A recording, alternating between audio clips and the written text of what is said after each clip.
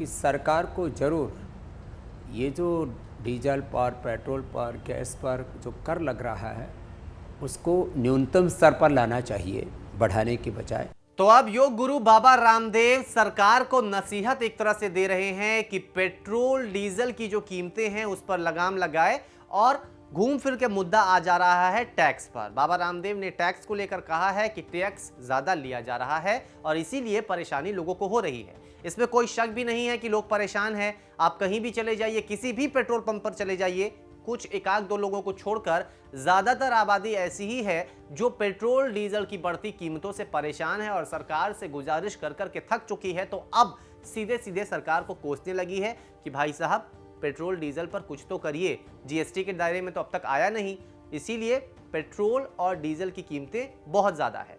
मुंबई में देखिए डीजल जो है वो शतक के करीब है और चारों महानगर में पेट्रोल की कीमत को आपको पता ही है 100 से ज्यादा ही है, ज्यादा भी नहीं, कहीं ज्यादा पहुंच गई है। खैर, कुल मिलाकर पेट्रोल डीजल को लेकर सरकार घिर रही है और बहुत बुरी तरह से घिर रही है।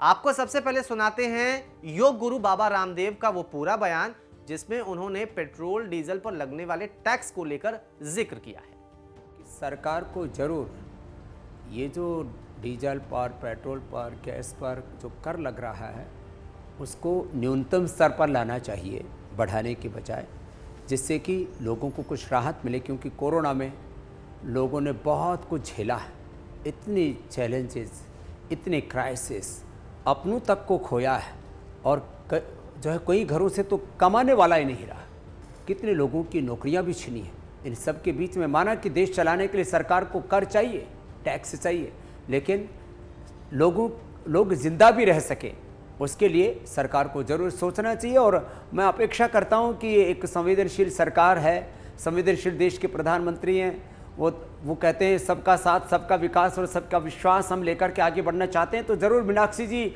आप और हम जो बात कर रहे हैं ये भी सरकार सुन रही है। तो पेट्रोल डीजल पर लगने वाले टैक्स से आम आदमी है परेशान। सरकार के पास टैक्स के रूप में पैसे तो आ रहे हैं लेकिन भुगत रहा है आम आदमी की जेब से ही वो पैसे निकल रहे हैं। अच्छा, 2014 के बाद से अब तक यानी कि तकरीबन 7 साल में पेट्रोल और डीजल की कीमतें बहुत ज्यादा बढ़ी हैं। हालांकि बीजेपी ये वही सरकार है जो 2014 के पहले लगातार यूपीए को घेरते रहती थी, आरोप लगाते रहती थी कि पेट्रोल डीजल की कीमतों पर ये लगाम नहीं लगा पा रहे हैं। लेकिन अब हाल उल्टा हो गया है, केंद्र में है बीजेपी सरकार पर ही सवाल उठने लगे हैं। 2014 उस वक्त से लेकर 2021 अब तक कितने रुपए पेट्रोल और डीजल पर इजाफा हुआ है ये आपको हम दिखाते हैं ग्राफिक्स के जरिए। सबसे पहले बात करते हैं साल 2014-15 की। इस वक्त पेट्रोल की कीमत थी 66 रुपए से लेकर 67 रुपए के बीच और डीजल 50 रुपए से लेकर 51 रुपए प्रति लीटर के बीच। वहीं 2015-16 में पेट्रोल 61 से 62 रुपए तो डीजल 46 से 47 रुपए। 2016-17 में 64 से 65 रुपए पेट्रोल तो डीजल 53 से 54 रुपए। 2017-18 में पेट्रोल 69 से 70 रुपए तो डीजल 59 से 60 रुपए प्रति लीटर। 2018-19 में पेट्रोल की कीमत थी 78 रुपए से 79 रुपए तो डीजल 69 रुपए से लेकर 70 रुपए के बीच। 2019-20 में पेट्रोल की कीमत कम हुई और 71 से 72 रुपए प्रति लीटर तो डीजल 60 से लेकर 61 रुपए। 2020-21 की बात करें तो 76 से 77 रुपए पेट्रोल और डीजल 66 से 67 रुपए। अब जुलाई 2021 की बात करें तो अलग अलग शहरों में अलग अलग रेट है। 100 से 105 रुपए है पेट्रोल तो डीजल है 86 से लेकर 95 रुपए। तो मोटा मोटी देखें तो पेट्रोल और डीजल पर पिछले 7 साल में 35 रुपए लगभग इजाफा हुआ है। हालांकि 2019-20 में पेट्रोल की कीमतें कम हुई, लेकिन यहां पर ध्यान ये रखिएगा कि 19 जब ये दौर था उसी समय देश में लोकसभा चुनाव थे और फिर दोबारा एनडीए की सरकार केंद्र में आई थी।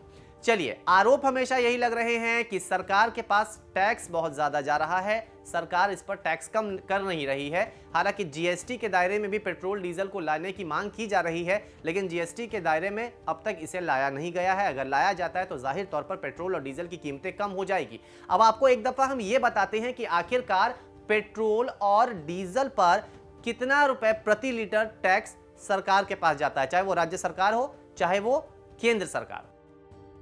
देखिए, राज्य सरकार के पास औसतन 20 रुपए प्रति लीटर, तो फिर केंद्र सरकार के पास औसतन 33 रुपए प्रति लीटर के हिसाब से टैक्स पहुंचता है।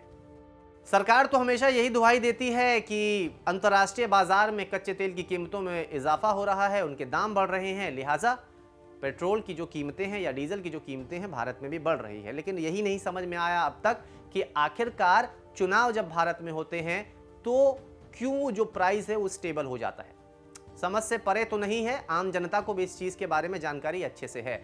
चलिए, योग गुरु रामदेव ने एक ट्वीट किया था साल 2012 में, उस ट्वीट को अब लोग वायरल कर रहे हैं, उसे लेकर सवाल उठा रहे हैं।